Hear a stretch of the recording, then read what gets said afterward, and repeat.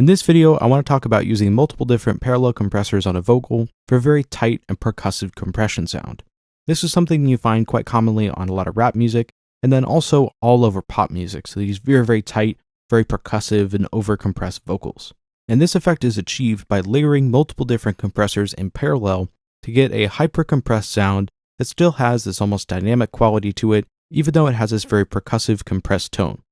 So if you've ever heard that on a recording and were confused about how this type of compression was done, then this video will help you out tremendously.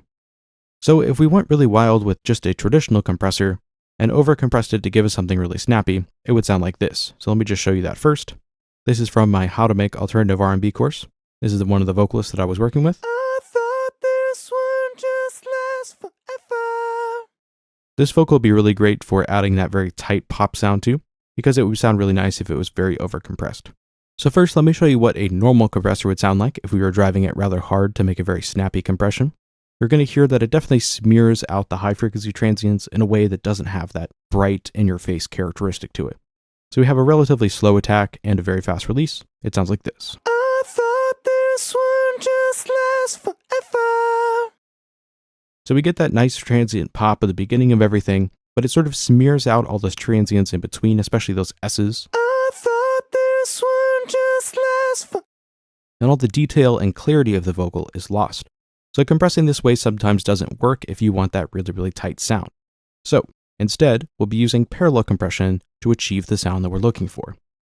The way that you do this, and to retain all the dynamics you're recording, is to break this down into multiple different styles of compression.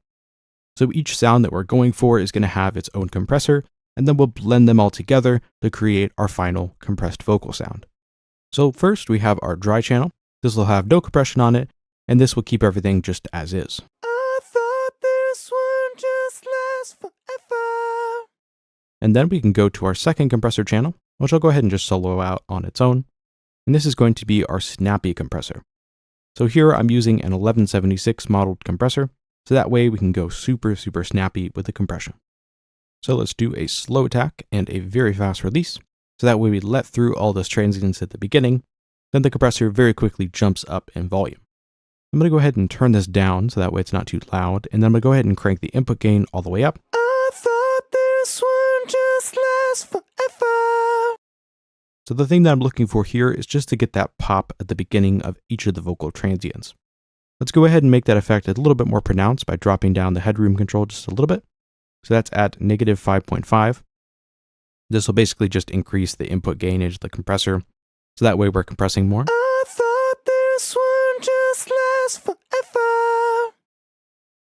So on its own, it doesn't really sound like much, but what we can do is blend that in with the original signal, and we'll get a much more interesting and percussive sound. I thought this one just lasts forever. And before. I thought this one just lasts forever. So there is a gain boost that's happening here that you want to be aware of, but it's giving us a little bit more snap at the start of the transients. I thought this one just lasts forever. So that first compressor is just controlling the snap. Then I'm going to use another compressor. This is a 1176 style compressor. It's the Acme Audio XLA3. This is basically the same setup as a LA2A, which is an optical compressor. This one has a few different additional features, an adjustable attack and release time, and then it also has a tube emulation going on inside of here as well. But basically, this is just a fancy LA2A, so any LA2A optical compression will work great. What we're looking for here is just to add some body with our compressor. So the first compressor handles all of the snap and transients, and then this compressor just handles giving us these really nice, rich, full-bodied mid-frequencies. I'm going to go ahead and set this as fast as it'll go, so that way we're not grabbing any of those transients. If it was set a lot slower, we'd have a snappiness to everything. I'm really just looking for the mid-range of my sound to be brought up. Then let's turn down that output gain just so things don't get too loud, and then we can start driving our input gain to get more gain reduction. I thought this one just lasts forever. I thought this one just lasts forever. So you can hear we've almost kind of washed out the beginning transients of the vocal, but now all the mid frequencies and the end of the vocal notes are brought up in volume. I thought this one just lasts forever. And then we can begin to blend this back in with our sound. So let's start down here, turn on dry signal. I thought this one just lasts forever. So it makes those words appear a little bit more consistent in terms of volume. So that way the ends of the words are brought up. I thought this one just lasts forever. And then we can also add in the snappy compressor. I thought this one just lasts forever. I thought this one just lasts forever.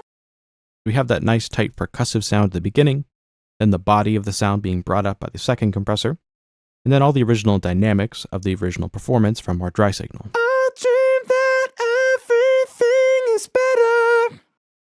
And you could always adjust this depending on how you want it. You could add more body or less snap, or you could even have a softer, more natural compression by reducing some of these input gains and gain reduction settings. It's all based on personal preference. But what we can do is compare that to the initial compressor. This is the 1176 that was smashing it rather hard. This is what it would sound like if we just used one compressor to do all this. I thought this one just lasts forever. And then this is what it sounds like without the parallel channels. I thought this one just lasts forever. So it gives us a much more dynamic and natural tone to our vocals. Even though we're really smashing these parallel channels, it gives us a lot more detailed control over exactly how we want our vocals to sit in our mix. And it also makes the singer's performance sound a lot more leveled out while still retaining the nice dynamics of the original performance.